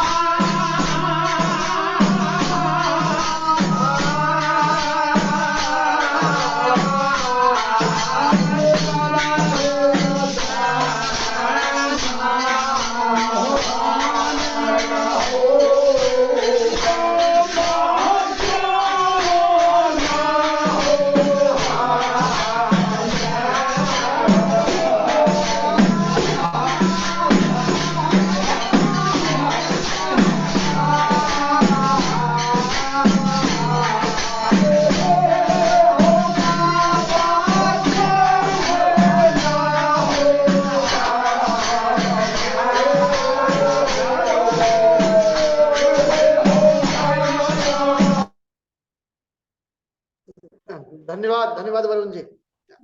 हाँ रेणु भाई। बहुत बढ़िया, बहुत बहुत शुक्रिया। तो आपने देखा ये भगत का एक छोटा सा रूप, बृहद रूप है। भगत का अपना बड़ा संसार है। आज पूरे मिथिलांचल में, मिथिलांचल के अलावे कुछ भोजपुर इलाके में भी और नेपाल के तराई इलाके में भगत की मंडलियां हैं। और एक तरह से अंतर्राष्ट्रीय भगत महासम्मेलन का गठन भी है, जिसके सभापति सहरसा के योगेंद्र यादव हैं। मैं अक्सर भगत के कार्यक्रम में जाता रहता हूँ और यूं ही भगत पर कभी कभी मुझे पत्र पत्रिकाओं से बातें करके उनसे संबंध या किसी विषय पर गोष्ठी के दरमियान अपने वक्तव्य बात रखने का अवसर मिलता रहता है। भगत एक पूर्णतः पवित्र और विशुद्ध रूप से भक्ति का गायन है। इसको कहीं से व्यावसायिकता से जोड़कर नहीं देखना चाहिए। इसका ताल्लुक कतई कहीं से न गोष्ठी से है, ना इसका विमर्श से है, ना इसका किसी बाजार से है। और गोष्ठी, विमर्श और बाजार संबंध नहीं होने के कारण ही भगत आज लुप्त होने का कारण है। क्योंकि इससे आय तो होता नहीं, पैसे तो आते नहीं, और विमर्श इस पर होता नहीं। विमर्श हो जिस पर, उसको लोग बड़ा मानते हैं। यदि आज किसी व्यक्ति पर विमर्श होता है, कहता है बहुत बड़ा आदमी है, होगा जरूर कुछ होगा। किसी स्थान पर विमर्श हो, बड़ा हो गया। लेकिन भगत पर विमर्श नहीं होता। भगत को बाजार से मतलब नहीं है, भगत को गोष्ठी से मतलब नहीं है, इसलिए विलुप्त होने कगार पे है। मैं चाहूंगा कि हम जो प्रबुद्ध कहलाने वाले तथाकथित जो हैं, हम जो लोग हैं, पढ़े लिखे लोग हैं, वो ऐसे समाज के लोगों को कुछ अपने विचारों से प्रशिक्षित करने की कोशिश करें। अपने जो आधुनिक विचार हैं उसे संपुष्ट करने की कोशिश करें। तो ये जो गायक है, ये श्रमिक वर्ग के हैं, पशुपालन करते हैं, श्रमिक कार्य करते हैं, या पैकारी करते होंगे, पशु बेचने का खरीदने का काम करते होंगे, या ठेकेदारी का काम करते होंगे गांव देहात। लेकिन अभी भी इनकी धारा जो है, इनके विचार जो हैं, वो मुझे लगता है 100 साल पहले का ही है।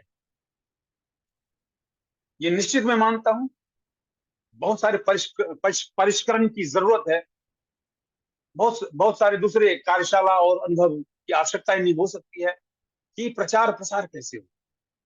कला का प्रचार प्रसार बहुत जरूरी है। भगत के तत्व के बारे में बताऊं मैं आपको, तो उसमें नाट्य तत्व मैं नहीं मानता इसमें नाट्य तत्व, क्योंकि इसमें जो कुछ भी हो रहा है उसे मैं सच मानता हूं। भगत के भक्त, मिथिलांचल के लोग इस पूरी प्रक्रिया को सच मानते हैं, नाट्य नहीं मानते। लेकिन इसके बावजूद मैं एक विद्यार्थी होने के नाते, अभिनय का विद्यार्थी होने के नाते, मैं ये देखता हूं और परखता हूं कि इसमें नाट्य के तत्व हैं। भगत में नाट्य के तत्व, पहला जो इसका कार्य व्यापार, इसमें कार्य व्यापार जो होते हैं। दूसरा वाद्य यंत्र। तीसरा गायन, लय, धुन, ताल, गायन की तीव्रता, लयबद्धता, तल्लीनता। उसके बाद बहुत मुख्य रूप से मैं कहूंगा, इसमें जिन जिन लोक देवताओं की गाथा गाई जाती है उन लोक देवताओं पे यदि किसी तरह का डिजिटल स्क्रीन के लिए कोई कार्य व्यापार हो तो वो बहुत बड़ा कार्य हो पाए। आप देखते हैं बहुत बड़ा बड़ा ऐसा ऐसा सीरीज सीरियल देखते हैं जो महाकाव्य तथा महाकाव्य है, बड़ा सा उद्घाटन हो चुका है। मैं छोटी सी बात कहूंगा कि एक लोक देवता हैं ज्योति बाबा। ज्योति बाबा को धर्मराज श्राप देते, वो 12 वर्ष के लिए केरली बन जाती। एक पंछी है कोयली, कोयली जाना चाहती है उसके साथ। ज्योति बाबा बोलते तुम क्यों जा रही हो, मैं तो मेरे देह में फोड़े आ चुके हैं, कोढ़ हो चुका है मुझे श्राप से, पीप बह रहे हैं। कोयली फिर भी जाती है। अब यहाँ एक पंछी के चरित्र को कितना व्यापक बनाया गया वो देखिए। तो संक्षिप्त में कह रहा हूं, कोयली साथ रहती है। गंगा पार करते हैं, गंगा धर्मराज के कहने पे सूख जाती है। गंगा नदी को जीवंत कर दिया गया। यहाँ शनि वृक्ष के पास जाते हैं ये ज्योति बाबा, शनि वृक्ष की छाया में बैठना चाहते हैं क्योंकि पूरे शरीर में फोड़े हैं, कोढ़ी हो चुके हैं, पीप बह रहा है, कष्ट में है, छाया चाहिए।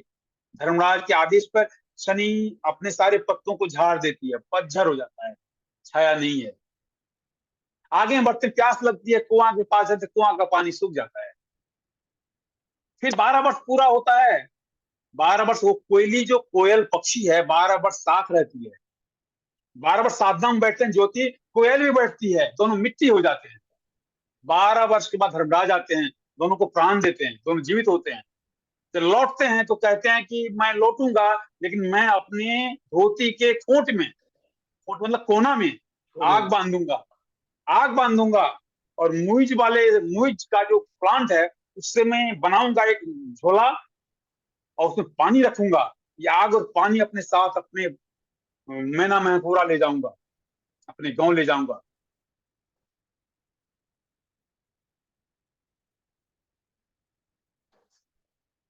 उसमें है ये जो उनका धोती जो उड़ रहा है ना वो 14 तक उड़ रहा है। गाय की परिकल्पना सोचिए कितना बुनियाद है ये।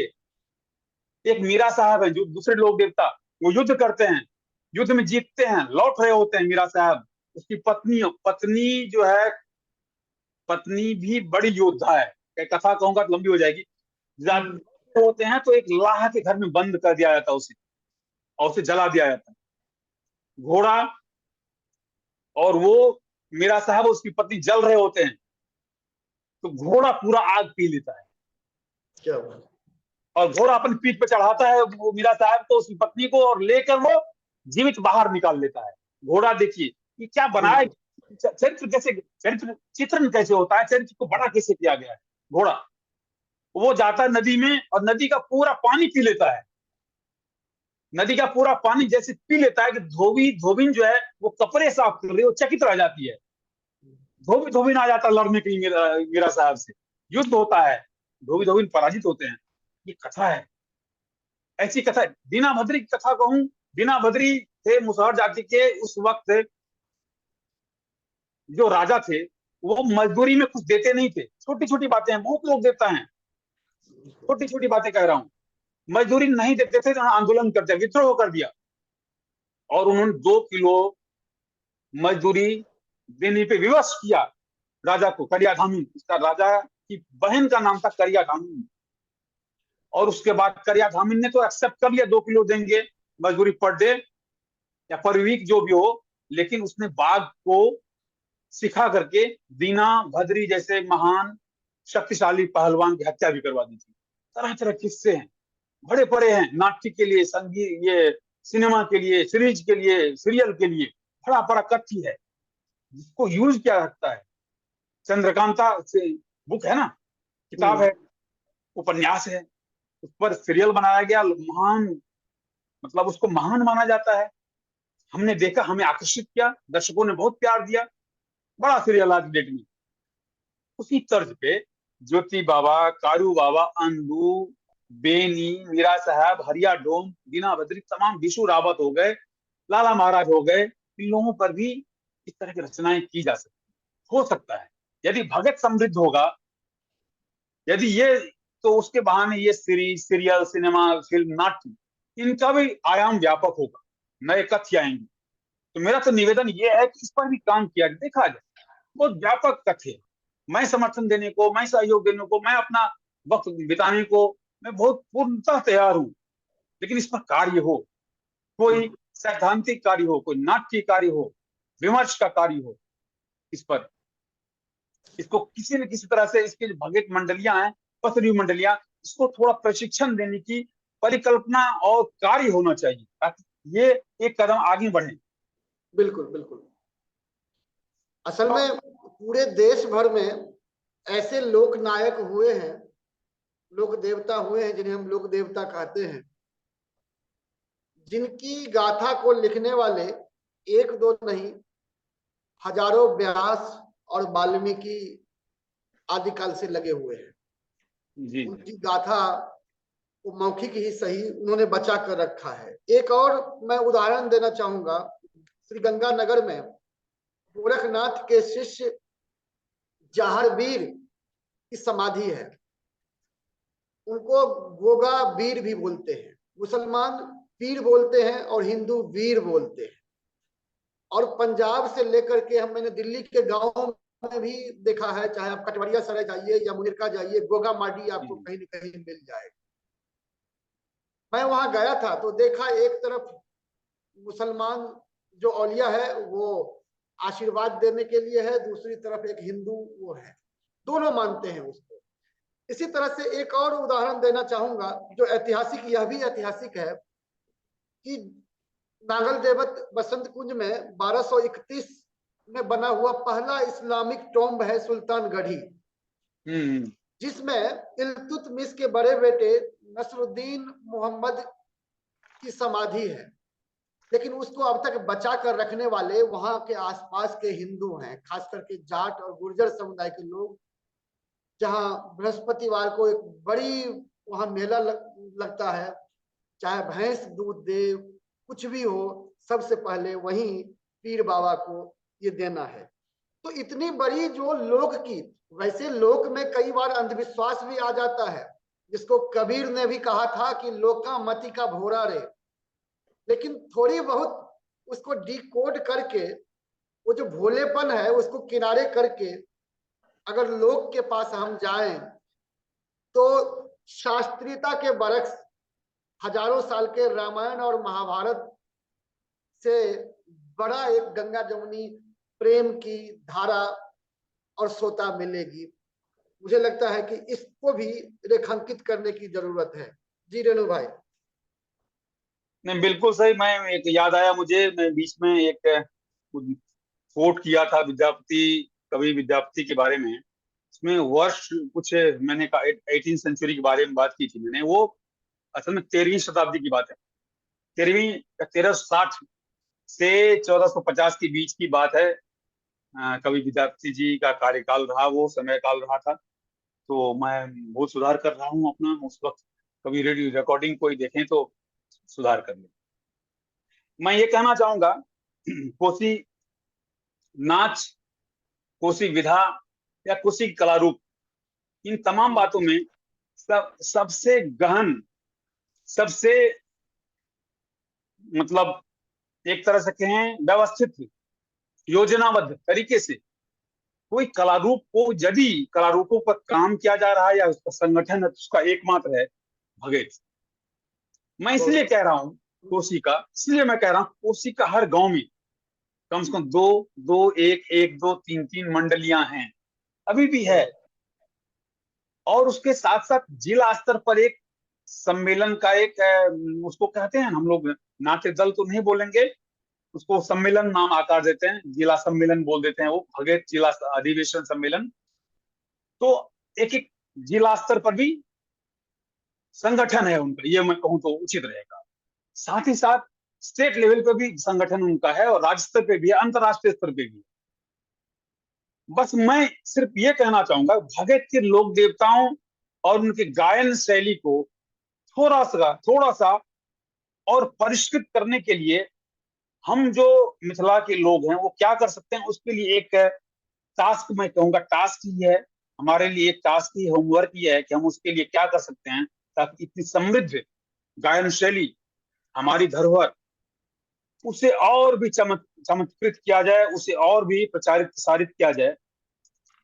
तो उसके लिए हमें 2 कदम आगे बढ़ाना होगा, क्योंकि हमारे कदम बढ़ाने को शायद ये हो सकता है वो सोचें कि हमारे पास जो धरोहर है इसे ये हथियाना चाहता है, एक ये भ्रम उत्पन्न हो सकता है। तो इस शक शुबा को दूर करने के तरीके खोजते हुए हमें आगे बढ़ना चाहिए, उन्हें प्रशिक्षित करने के कुछ जो तकनीक जरूर बतानी चाहिए। भगत के साथ मैं कहूंगा, भगत पर नाट्य कार्य मैंने जैसे किया था दीना भद्री पर, और नाट्य कार्य करने के दरमियान मधेपुरा जिला में बहुत उपेक्षा का शिकार भी हुआ। मुझे रिक्शा पे चलता था, देखा चाहे भगत क्या जा रहा था, भगत पे क्या काम करे हो, तो मुझे अच्छा नहीं लगता था। ये 1996 की बात है, आज से 23 साल 24 साल 25 साल पहले की बात है। आज बोलेगा तो आज मुझे फर्क नहीं पड़ेगा, तब मुझे अच्छा नहीं लगता, बहुत गुस्सा आता था, अपमान बोध होता था। कोई पान वाला बोल रहा है, हे भगत या भगत क्या रहा है, और उस पर से विद्वान लोगों का ये कहना, उपेक्षित ना करें। आप जो ये कहते हैं श्रमिक वर्ग या भगत गाने वाले जो लोग हैं, जिनकी इस पर आस्था है, जो भक्ता के देव में देवता आते हैं, जो मंगल कामना करते हैं, और इन आस्थाओं और विश्वास को विज्ञान कसौटी पर तोलने का प्रयास करेंगे, तो एक बात और समझना होगा कि जहां तक की दुनिया है, कितना बड़ा स्पेस है, और इस स्पेस में कितनी गैलेक्सी है कौन जानता है, कितना सूरज और है कौन जानता है। ये तारे जो हम देखते हैं, यही इतने तारे ही हैं क्या, या उससे और तारे हैं क्या, एक ही पृथ्वी है क्या, और पृथ्वी है। हम साइंस बहुत कुछ समझ नहीं पाया अभी तक, पता नहीं कर पाया अभी तक, तो हम साइंस को सब कुछ क्यों मान ले। साइंस ने तो पता भी नहीं कर, ग्रह कितने हैं, नक्षत्र कितने हैं, गैलेक्सी कितनी है, सूरज कितने हैं, पृथ्वी कितनी है। तो ये कैसे मान लें कि जो भगत में हो रहा है वो साइंस ने उसे दरकिनार कर दिया तो हमने भी कर देना है, या साइंस ने कह दिया कि ये बहुत ही बेकार और बेतर्क का मामला है, ये बेकार है और समाज के कल्याणकारी के लिए कल्याण का विषय नहीं है, तो कैसे मान सकते हैं। आत्मा, हृदय, आस्था और अपनी समझ, अपना जो आध्यात्मिक एक जो पकड़ है, समझ है, उसका भी कोई न कोई मतलब होता है, उसकी भी कोई न कोई बात होती है, उसका भी कोई न कोई जीवन से अर्थ होता है। हमारा रंग सिर्फ और सिर्फ विज्ञान से नहीं है, आध्यात्म से भी है। हमारा रंग सिर्फ विज्ञान आध्यात्म से ही नहीं है, हमारा रंग, हमारा ढंग, हमारा जीवन विज्ञान आध्यात्म के साथ साथ आत्म से भी है, आत्मबोध से भी। तो मैं ये कहूंगा कि मैं अभी पढ़ रहा था इस विषय पर बोलने के लिए, मैं कुछ और बातों को देख रहा था, ढूंढ रहा था, समझ रहा था। तो मैंने एक अध्ययन के साथ ये पाया कि लंदन के हैं डॉक्टर डेजी फैनकोर्ट। 2 मिनट और लूंगा, मैं देख रहा हूँ सब 5 बज चुके हैं। लंदन के हैं डॉक्टर डेजी फैनकोर्ट।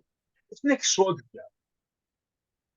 शोध 50 वर्ष से ऊपर के 7,000 लोगों पे शोध किया, और शोध में ये पाया कि जिन लोगों का ताल्लुक कला के किन्हीं रूप से है, चाहे नाट्य हो, नृत्य हो, संगीत हो, या कोई और रूप हो, उनके जीवन के खत्म होने की संभावनाएं, या यूं कहें कि जल्दी खत्म होने की संभावना 31% कम हो जाती है।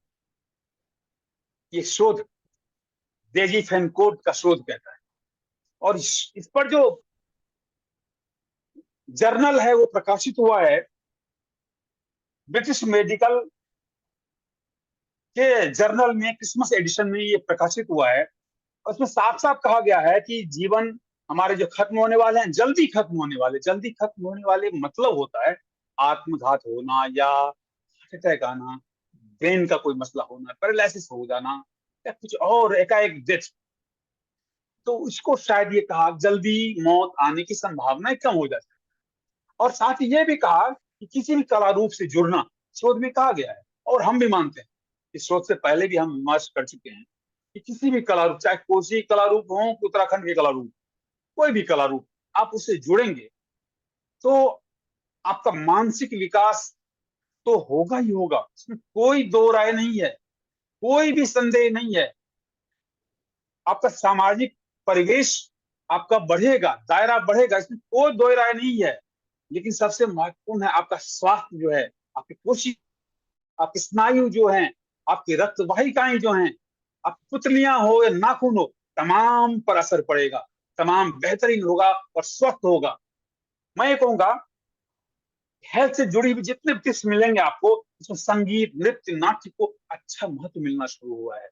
आप शोध को देखिए, पढ़िए, देखिए, चाहे आप कलाकार हैं, प्रयोक्ता हैं या दर्शक हैं, जो भी हैं, दोनों रूप में आपको कहीं न कहीं से बहुत लाभ मिलता है।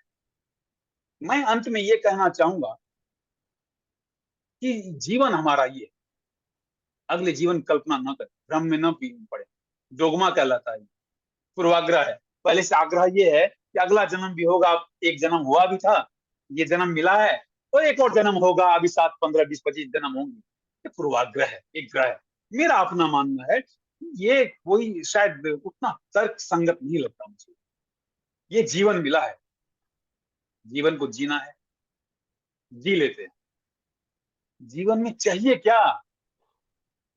आप जैसे मित्र हमें मिले, मैं आपको मिला, ये संसार, सुंदर संसार हमें मिला, हवा मिल रही है, पृथ्वी है, आकाश है, सूरज है, सब कुछ, अग्नि भी हमारे पास है, पानी भी हमारे पास है, भोजन के पदार्थ भी हमारे पास है, वस्त्र हमारे पास है, आवास हमारे पास है, सब कुछ है, सुंदर जीवन है।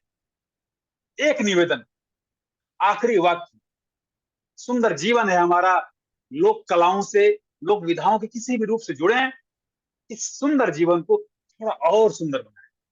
बिल्कुल, बहुत बहुत शुक्रिया और आप तमाम लोगों का बहुत बहुत धन्यवाद, मंगल कामना। बहुत आनंद एले। क्या बात है, मन शानदार। वो अमूमन हम लोग जब मंत्र की बात करते हैं तो शास्त्रीय मंत्र की बात करते हैं, प्रियंका जी, ओम भद्रकाली कपालिनी दुर्गा क्षमा शिवा धात्री स्वाहा स्वाधा नमस्तुते, लेकिन उसके बरक्स लोक में भी मंत्र है। जी जी, वो लोक का एक मंत्र मैं अभी रेणु जी के लिए समर्पित कर रहा हूँ। जी जी, हाँ, अब इसका धुन भी सुनिए। कई बाबा ने अपने मंत्र कविता में दोनों शास्त्रीय और लोक मंत्र के धुनों का प्रयोग किया है। गामक पश्चिम त्रिवेणी घाट, चल चल देवी कर श्रृंगार, हमरी झाड़ने से शीतल पानी बहे, राम और रहीम फातिमा हो बीबी, महंत करे स्नान, विधवा का इरफान, चेत समार हमरी झाड़ने से शीतल पानी बहे। ये जो कुछ काट वाट लेता है तो उसके बाद जो ये झाड़ होता है, इसका ये मंत्र है। रेणु जी, आगे किस कहाँ देखेंगे आपको? आपकी योजना, बस अंतिम आगामी अभिनय की योजना कुछ बता दीजिए हम लोगों को। मैं सिर्फ एक और आग्रह करूंगा, जैक्सन हॉल्ट एक मैथिली फिल्म है और आप सब बेजोड़ ऐप प्ले स्टोर से डाउनलोड कीजिए। बेजोड़ ऐप पे ये जैक्सन हॉल्ट फिल्म है, जरूर देखिए। आप सोचेंगे कि मैं किसी अंतरराष्ट्रीय स्तर की फिल्म देख रहा हूं और मुझे आप बहुत बहुत बधाई और शुभकामनाएं जरूर दें। दूसरी बात, मैं अभी मुगले आजम एक प्ले कर रहा हूँ, अमेरिका में 100 दिन बिताए, अद्भुत अनुभव है। कभी इस पर बोलूंगा तो 2-3 घंटे लग जाएंगे। 14 शहर, 100 दिन, अमेरिका में 12, कनाडा में 2 और 42 शो हमने किए। और तमाम जो नासा हो या नायरा फॉल्स हो या कोई और विस्लर हो, तमाम जगहों को घूमने का भी अवसर मिला हमें, देखने का। हॉलीवुड हो या जो भी हो, तमाम, तो मजा आया। अद्भुत संस्मरण है मेरे। तो मुगले आजम का शो अभी होने वाला है फरवरी में। तमाम जो मुंबई के लोग होंगे या दिल्ली के लोग, आप सूर्य दर्शक गण यदि मुंबई में रहेंगे, देखिएगा जरूर। उसके अलावा मैं अभी अनुभव सिन्हा के साथ एक काम कर रहा हूँ, वेब सीरीज है फ्लाइट इनटू फियर। 1999 में एक फ्लाइट का है वो हाईजैक कर लिया गया था, कंधार में रोका गया था, अजहर मसूद को छोड़ा गया था, आतंकी अजहर मसूद। उसी सत्य घटना पे आधारित वेब सीरीज है फ्लाइट इनटू फियर, 1999 की घटना है। उसमें मैंने काम किया है। हम जॉर्डन गए थे शूट करने के लिए, फिर दिल्ली भी, अभी दिल्ली से आ रहा हूं मैं शूटिंग करके। वो आप देखेंगे। और उसके अलावे अभी मैथिली फिल्म भी कर रहा हूँ, एक एक नहीं, यहाँ के 2 फिल्म कर रहा हूँ, और हिंदी का एक सीरीज कर रहा हूँ, और एक जो नाम अभी तक टेंटेटिव है। और उसके अलावा फिल्म एक हिंदी की, एक और फिल्म हिंदी की है जो शुरू होगी। तो अभी यही सब कार्य है, और अभिनय कार्य है मेरा। अभिनय करता रहूंगा, चाहे स्टेज पे हो, चाहे स्क्रीन के सामने, बड़ा पर्दा छोटा पर्दा, कहीं भी आप लोगों के सामने आता रहूंगा, शुभकामनाएं ग्रहण बिल्कुल करता रहूंगा। बिल्कुल। धन्यवाद कैसे दूं रेणु जी, बस विद्यापति के शब्दों में यही कहूंगा कि तोहे सरिस एक तोहे माधव, मन होई छ अनुमाने। बहुत बहुत धन्यवाद आपका। शुक्रिया। फिर मिलेंगे। हमारे बीच प्रियंका कुलहरी जी माइक संभालें, और जेएनयू से आर्ट एंड एस्थेटिक्स विभाग से अगला वक्ता ब्रह्म प्रकाश जी जुड़ चुके हैं। मैं उनका भी स्वागत करता हूं।